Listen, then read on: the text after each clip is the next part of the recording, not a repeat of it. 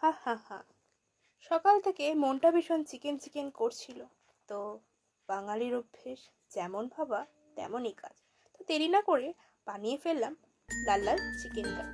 প্রথমেই কড়াইতে তেল গরম হয়ে গেলে তাতে নুন, হলুদ, তেল, লেবুর রস দিয়ে ম্যারিনেট করা চিকেনগুলো দিয়ে আস্তে আস্তে কম আঁচে চিকেনগুলোকে তেলের মধ্যে নাড়াচাড়া করে দিলাম।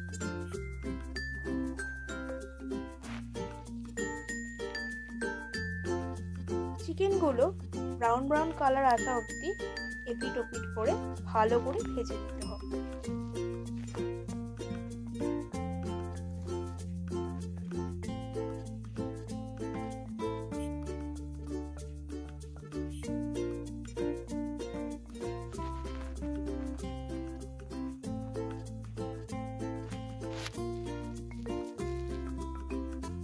দেখুন বন্ধুরা, চিকেনগুলো কি সুন্দর লাল লাল হয়ে গেছে ভাজার ফলে। এবার আমি এতে কেটে রাখা পেঁয়াজ কুচি দিয়ে দিলাম। পেঁয়াজ কুচি দিয়ে এগুলোকে ভালো করে তেলের মধ্যে নাড়াচাড়া করে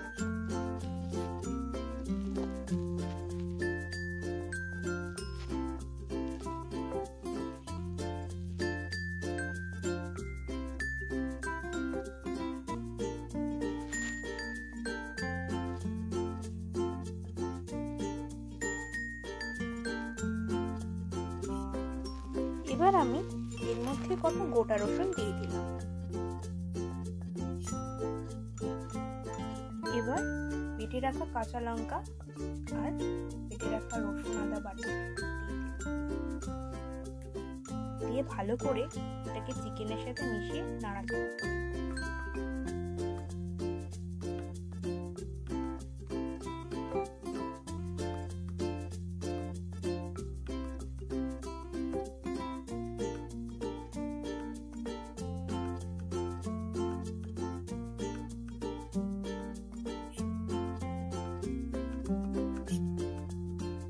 ভালো করে মিশিয়ে নেওয়ার পর একটা পাত্র দিয়ে ঢাকনা দিয়ে কিছুক্ষণ পর ঢাকনাটা আবার খুলে নেব।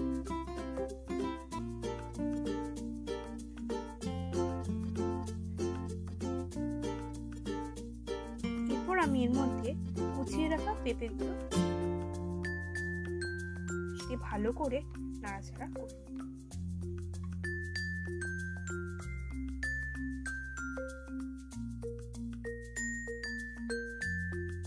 ভালো করে নাড়াচাড়া করে রাখা টমেটো পিউরিটা দিয়ে দিলাম।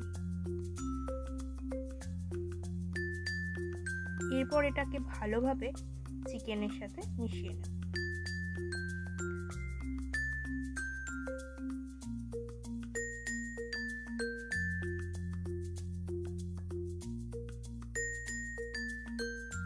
ভালো করে নাড়াচাড়া করে নেওয়ার পর এর মধ্যে আমি দিয়ে দেব স্বাদ মতো লবণ,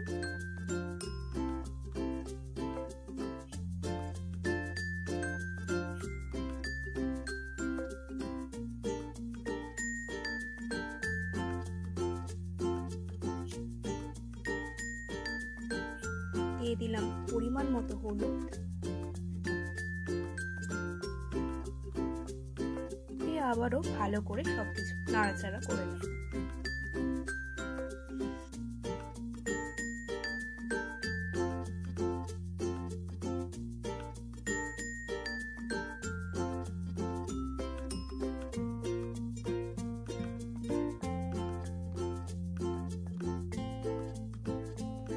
ভালো করে নাড়াচাড়া করে মশলাগুলোকে সবজি আর মাংসের সাথে মিশিয়ে নেব। এবার আবারও ঢাকা দিয়ে দিলাম। ঢাকাটা খুলে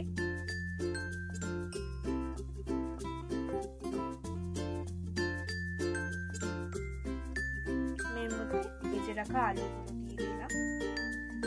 আলুগুলোকে আমি শুধু নুন হলুদ দিয়ে ভেজে রেখেছি।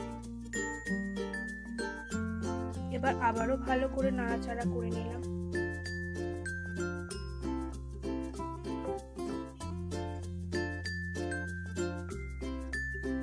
ভালো করে নাড়াচাড়া করে পরিমাণ মতো জল দিলাম।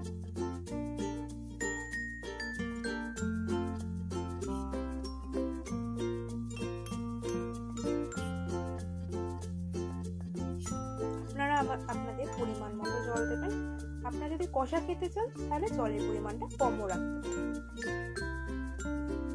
আমি ঝোল ঝোল খেতে ভালোবাসি, তাই আমি জলের পরিমাণটা একটু বেশি করে দিই। চিকেন আর আলুগুলো প্রায় সেদ্ধ হয়ে এসেছে।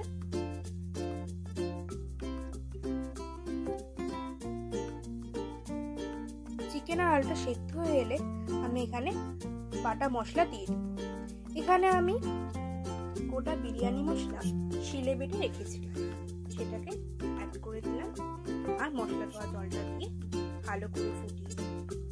এখানে আমি সবই শিলে বাটা মশলা ব্যবহার করেছি, কাঁচা লঙ্কা বাটা থেকে শুরু করে রসুন আদা বাটা আর এই বিরিয়ানি মশলা। আহা, আমাদের চিকেন কারি রেডি।